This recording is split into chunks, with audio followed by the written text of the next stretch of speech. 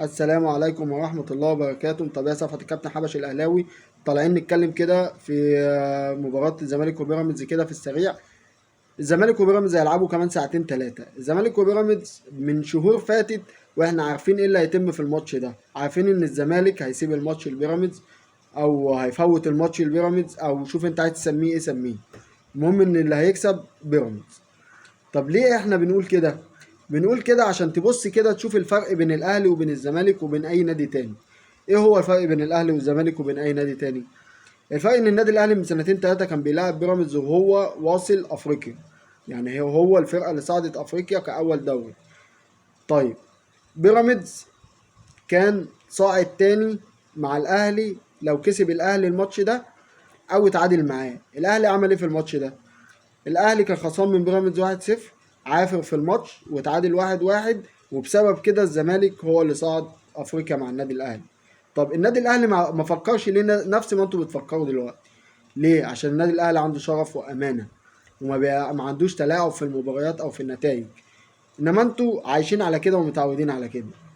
الماتش اللي انا بتكلم عليه ده لو عايزين ترجعوا وتشوفوه، كان اخر ماتش لاحمد فتحي، اللي بحييه ساعتها ان هو كان رايح بيراميدز، هيتنقل لبيراميدز، واداؤه في الماتش ده كان اداء رجولي، وخلى بيراميدز ما صعدش افريقيا رغم ان هو رايح لهم الماتش اللي بعده. انا لغايه دلوقتي احنا فاكرين، اصل اللقطات او الاوقات اللي فيها رجوله وفيها شرف وامانه ما بتتنسيش.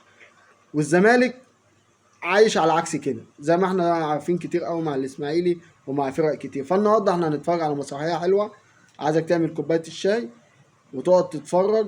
يعني لو هتعرف تنقل على الماتشين كده بين الاهلي والمصري وتجيب ماتش الزمالك وبيراميدز، هتتفرج على مسرحيه عنب. رغم كده هم بيزعلوا لما فرقه زي الترجي عملت معاهم كده من سنتين فاتوا في افريقيا وفوتت الماتش لفرقه انا مش فاكر كانت بتلعب مين. فوتت الماتش اللي حازم امام كان قاعد على الدكه وكان ماسك الموبايل وبيتابع النتيجه.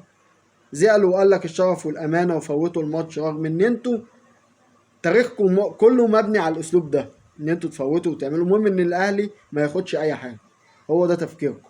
فالنهارده احنا ايه، جايبين لب وسوداني اهو، قاعدين بقى ايه عشان نتفرج كده على المسرحيه اللي هتدور النهارده، ونتقابل بعد الماتش وشوفوا كلامي صح ولا غلط. سلام عليكم. اعمل يا جدع لايك، اقرا لي، قول لي الله ينور، ما تشتمني.